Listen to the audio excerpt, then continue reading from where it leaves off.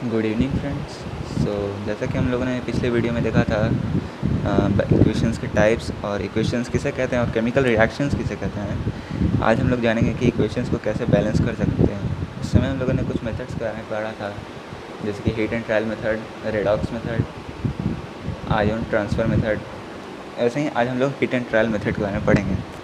यहाँ पे मैंने 3 एग्जांपल्स लिए हैं, magnesium plus oxygen, magnesium oxide Mg+O2 MgO, methane plus oxygen is equal to carbon dioxide plus hydrogen, CH4+O2 is equal to CO2 plus H2O, aluminium plus oxygen is equal to aluminium oxide, Al+O2 is equal to Al2O3। तो पहले example लेते हैं, magnesium plus oxygen is equal to MgO। जैसा कि यहाँ पे देख सकते हैं कि यहाँ पे Mg2 है, O2 है, ये हम बताएंगे आपको क्यों किया है। पहले इसी को यही मान लिया, Mg+O2 is equal to MgO। तो हम लोगों ने ये रिएक्टेंट है, तो रिएक्टेंट में हम लोगों ने लिया मैग्नीशियम का कितना आइटम है 1, यहाँ पे कुछ नहीं यानी कि 1, और ऑक्सीजन का यहाँ पे कितना आइटम है, तो यहाँ पे 2 आइटम्स है। अब यहाँ पर हम लोग प्रोडक्ट में देखेंगे, तो प्रोडक्ट में जैसे ही देखेंगे, प्रोडक्ट में मैग्नीशियम 1 आइटम है, ऑक्सीजन भी 1 आइटम है। तो यहाँ पे देख सकते हैं मैग्नीशियम 1 है, ऑक्सीजन 2 है, मैग्नीशियम 1 है, यहाँ ऑक्सीजन 1 ही है, तो ऑक्सीजन को भी 2 करना होगा। तो 2 लाने के लिए हम लोग इसे 2 से मल्टीप्लाई करेंगे। तो 2 से मल्टीप्लाई किए जैसे ही, तो यहाँ पर 2 से मल्टीप्लाई किए तो 2 MgO हो गया, यानी कि 2 MgO हुआ। तो यहाँ पे तो ऑक्सीजन तो 2 हो गया, लेकिन यहाँ पर मैग्नीशियम 2 हो गया। एक बात जान लीजिए, हीट एंड ट्रायल मेथड में, चाहे किसी भी मेथड में, जब भी हम लोग नंबर पुट करेंगे तो किसी कंपाउंड या एलिमेंट में, तो वो हमेशा उसके राइट साइड में करेंगे। यहाँ पे मैग्नीशियम 1 × 2 2 हो गया, और ऑक्सीजन भी, तो यहाँ पे दोनों 2 हो गया। तो अब हम लोग को मैग्नीशियम भी 1 है, यहाँ 2 हो गया मैग्नीशियम, तो इसको भी 2 से मल्टीप्लाई करना होगा। जैसे हम लोगों ने 2 से मल्टीप्लाई किए तो ये बैलेंस हो गया। तो 2 is equal to 2 and 2 is equal to 2। अगला example, CH4+O2 is equal to CO2 plus H2O।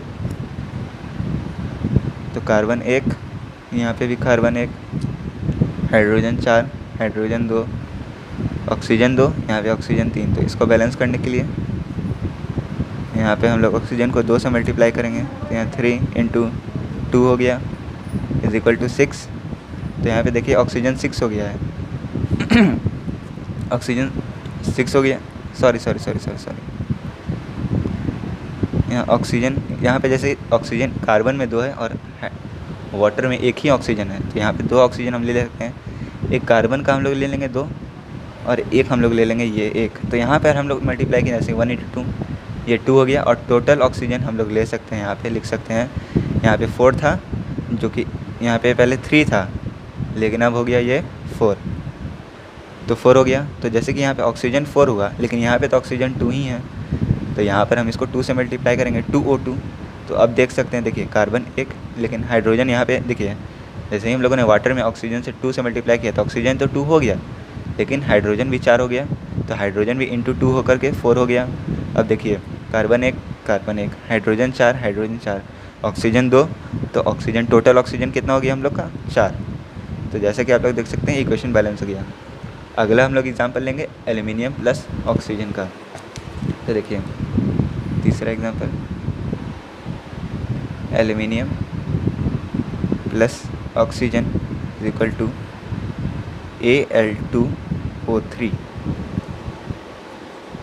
तो यहाँ पर आप देखिएगा, यहाँ रिएक्टेंट हम लोग ले लिए, रिएक्टेंट,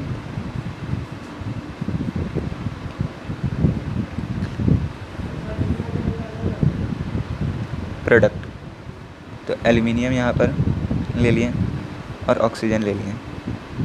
एल्यूमिनियम यहाँ पर 1 है और ऑक्सीजन 2 है। यहाँ पर अगर देखिएगा एल्यूमिनियम और ऑक्सीजन का रेशियो, तो यहाँ पे एल्यूमिनियम 2 है, ऑक्सीजन 3 है। तो हमें ऑक्सीजन, कोई भी रिएक्शन में सबसे पहले हम लोग ऑक्सीजन को बैलेंस करते हैं, उसके बाद अगर उसमें हाइड्रोजन हो तो हाइड्रोजन को बैलेंस करते हैं, उसके बाद ही कोई एलिमेंट को देखते हैं। तो पहले ऑक्सीजन को बैलेंस करेंगे। तो यहाँ पे ऑक्सीजन 2 है, यहाँ पे 3 है, यहाँ पे मैंने 2 पुट किया तो ये 2 से मल्टीप्लाई हो गया, यहाँ पे 3 × 2 ये हो गया 6। लेकिन यहाँ पे जब 2 से मल्टीप्लाई किए हैं तो ऑक्सीजन तो 6 हो गया, लेकिन एल्यूमिनियम 4 हो गया, तो × 2 ये भी हो जाएगा, तो ये हो गया 4।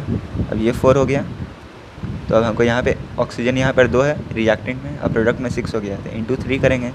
तो यहाँ पे जैसे ही हम लोग 3O2 किए तो इंटू 3 इज इक्वल टू 6। यहाँ पर एल्यूमिनियम जुड़ा हुआ नहीं है तो एल्यूमिनियम मल्टीप्लाई होगा नहीं, लेकिन यहाँ पे देखिए एल्यूमिनियम 4 है, यहाँ पे एल्यूमिनियम 1 है, तो यहाँ पे 4Al हम लोग कर देंगे, तो इंटू 4 इज इक्वल टू 4। तो इस तरह हमारा इक्वेशन बैलेंस हो गया। इक्वेशन बैलेंस होने के बाद हम लोग इसे ऐसा लिख सकते हैं 4Al प्लस 3O2। यहाँ पे देखिए हम लोग एरो दिया है, लेकिन यहाँ पर हम लोग इक्वल टू का साइन देंगे क्योंकि ये बैलेंस्ड हो गया है। तो 2Al2O3। होप कि आपको समझ में आ गया होगा। अगर नहीं समझ आया तो जो भी कन्फ्यूज़न होगा, चाहे डाउट्स होगा, हमसे आप पूछ सकते हैं। अगला टॉपिक हम लोग का होगा टाइप्स ऑफ केमिकल रिएक्शन। तो टाइप्स ऑफ केमिकल रिएक्शंस में हम लोग को बहुत सारा मतलब कि टाइप पढ़ना है। उनमें से कुछ टाइप्स का मैं नाम आपको बता देता हूँ। कुछ टाइप्स जैसे कि हैं कंपोजिशन रिएक्शन हो गया, डिकम्पोजिशन रिएक्शन हो गया, फिर आपको एक्सोथर्मिक इंडोथर्मिक रिएक्शंस हो गया, फिर डिस्प्लेसमेंट रिएक्शन हो गया, डबल डिस्प्लेसमेंट रिएक्शन हो गया। तो सबसे पहले हम लोग को सबसे सिंपल कंपोजिशन रिएक्शन पढ़ना है। तो कंपोजिशन रिएक्शन का अगर आप देख सकते हैं, अगर मैंने एक स्ट्रक्चर बनाया है A + B = AB, इस स्ट्रक्चर से आप साफ साफ समझ जाएंगे कि जब एलिमेंट A रिएक्ट करेगा एलिमेंट B से तो ये एलिमेंट AB फॉर्म होगा, यानी कि जो प्रोडक्ट बनेगा उसमें दोनों एलिमेंट्स कंबाइन हो गए। इसका एक एग्जांपल हम ले सकते हैं 2Mg + O2। यहाँ देखिए Mg एलिमेंट A हो गया, देखिए एलिमेंट A Mg और एलिमेंट B जो है वो O2 हो गया। तो A + B = AB होना चाहिए। तो Mg + O = MgO, इसको बैलेंस कर देंगे। 2Mg + O2 = 2MgO। तो देखिए इसका एक 2 डेफिनेशंस मैं लिख सकता हूँ, लेकिन एक पहले आपको सिंपल वाला बता देता हूँ। जैसे कि देखिए when a product is obtained by a reaction that contains all the reactants in a single substance then it is called a composition reaction. जब किसी प्रोडक्ट को हम प्राप्त करते हैं किसी रिएक्शन के द्वारा जिसमें जो भी सब्सटेंस रिएक्ट होता है वो सारा सब्सटेंस एक ही कंपाउंड में हो, उसी को हम लोग कंपोजिशन रिएक्शन कहते हैं। इसका एक और डेफिनेशन में ले सकते हैं, when 2 or more substance combines together then they form a new substance whose physical and chemical properties are totally different is called a composition reaction। इसको आप लोग समझ जाइए। इसका एक और एग्जांपल ले सकते हैं हम लोग CaO + H2O। यहाँ पर कैल्शियम ऑक्साइड वाटर के साथ जब रिएक्ट किया तो कैल्शियम हाइड्रोक्साइड बनाया। तो देखिए एलिमेंट A ये हो गया और ये हो गया एलिमेंट B। जब एलिमेंट A एलिमेंट B से रिएक्ट किया तो AB फॉर्म कर लिया, और इसी एक कंपाउंड में ये दोनों एलिमेंट हैं, आप देख सकते हैं।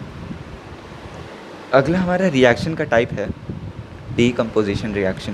तो डीकम्पोजिशन रिएक्शन हम लोग क्या कह सकते हैं, तो when a substance breaks into 2 or more than 2 substance in a suitable condition then this type of reaction is called decomposition reaction।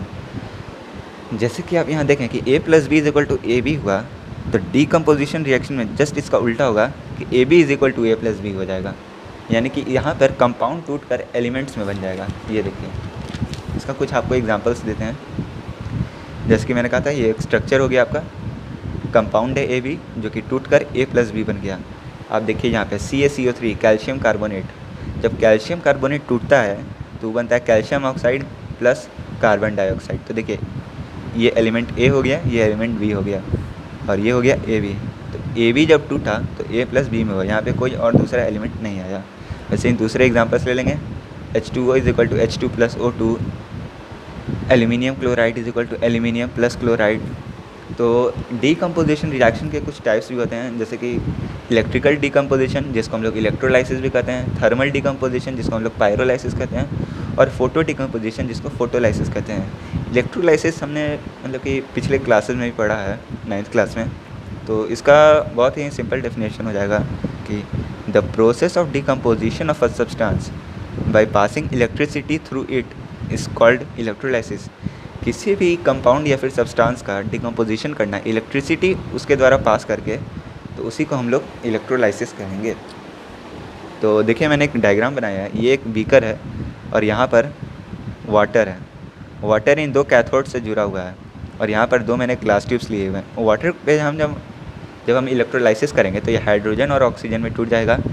यहाँ पर हाइड्रोजन यहाँ पर कलेक्ट हो जाएगा और यहाँ हाइड्रोजन जो है वो एनोड की तरफ अट्रैक्ट होगा और जो ऑक्सीजन है वो कैथोड की तरफ अट्रैक्ट होगा। कैथोड एनोड अगर आपको नहीं पता तो मैं बता देता हूँ। कैथोड जो है वो निगेटिवली चार्ज इलेक्ट्रोड होता है और जो एनोड होता है वो पॉजिटिवली चार्ज इलेक्ट्रोड होता है। यहाँ पर जो हाइड्रोजन है, हाइड्रोजन का जो आयन है, आयन यानी कि चार्ज आइटम, तो जो हाइड्रोजन का जो आयन है ये पॉजिटिवली चार्ज है इस कंपाउंड में, क्योंकि ये कोवैलेंट कंपाउंड है। तो यहाँ पे हाइड्रोजन पॉजिटिवली चार्ज है और ऑक्सीजन नेगेटिवली चार्ज। तो जो ऑक्सीजन नेगेटिवली चार्ज है तो इसको अनायन कहेंगे, और हाइड्रोजन पॉजिटिवली चार्ज है तो इसको कटायन कहेंगे। कटायन जिस इलेक्ट्रोड की तरफ अट्रैक्ट हो उसको कैथोड कहेंगे, और अनायन जिस इलेक्ट्रोड की तरफ अट्रैक्ट हो उसको एनोड कहेंगे। यहाँ पर हम एक और डिकम्पोजिशन रिएक्शन या फिर इलेक्ट्रोलाइसिस डिकम्पोजिशन रिएक्शन का एक एग्जांपल ले सकते हैं, NaCl, जो कि सॉल्ट है नॉर्मल हम लोग खाने वाला। तो जब NaCl टूटता है तो Na + Cl में ब्रेक डाउन हो जाता है। यहाँ पे इसको बैलेंस करना होगा तो 2NaCl कर देंगे, और 2Na + Cl2 तो है ही, क्योंकि Cl को पहले माइनस करना था। तो यहाँ पे ना ऑक्सीजन था ना हाइड्रोजन, इसलिए हम लोग पहले क्लोरीन को किए। एक और एग्जाम्पल हम लोग ले लेंगे, Al2O3 = Al3 + O2। तो थैंक यू गाइस। अगर आपको वीडियो अच्छा लगे तो प्लीज़ लाइक एंड सब्सक्राइब।